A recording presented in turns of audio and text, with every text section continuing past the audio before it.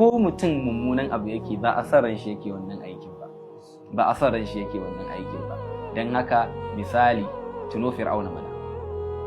Fir'auna lokacin da yake abin da yake, annabi Musa ya ce ya ubangiji alakar da fir'auna, sai Allah ya ce annabi Musa, ya Musa ka ce in sa wa fir'auna rowa, in ya zama marowaci sai in halakar da shi, amma fir'auna mutum ne mai kyauta mai taimako, ba zan iya halakar da mai taimako.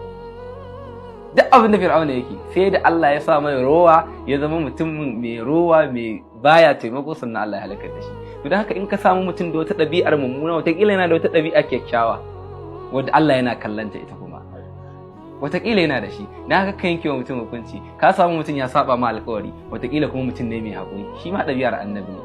Wataƙila mutum ne mai kyauta, shi ma ɗabi'ar annabi ne. Ka samu mutum ya ha'ince ka, ya saba, kakkace wannan ai ba ɗabi'ar annabi ce, ba masoyin manzon Allah bane. A'a, ɗabi'un annabi suna da yawa, wataƙila kuma yana sada zumunci, kai kuma ba ka yin wannan. Allah kuma zai kalli wancan abin ne mai hukunci da shi. Bambancin Allah da bayi kenan.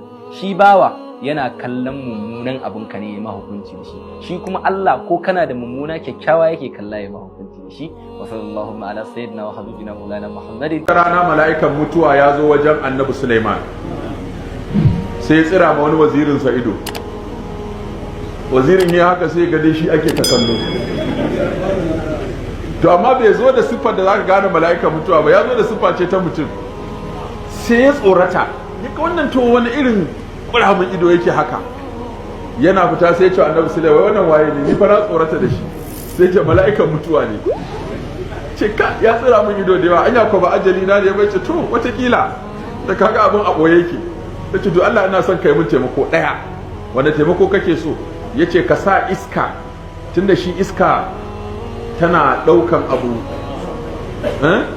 Wasakharna lahu rih. Ka gani? Saboda haka yace ta dauke shi. Yace ina za kai yace inda yafi ko ina nisa a duniya. Aka dauke shi aka kai shi can wani tsibiri a cikin India, aka aje shi. Bayan dan kankanin lokaci sai mala'ikan nan ya dawo gaban annabi Sulaiman, shi wannan mutum baya ne.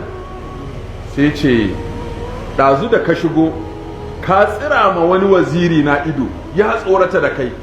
Sai ce ni kuma tsira masa idan da ni ma mamaki nake yi, saboda an ce in je in ɗauko ransa a India kuma gashi a zaune a nan, sai nake tunanin to ya zai je can.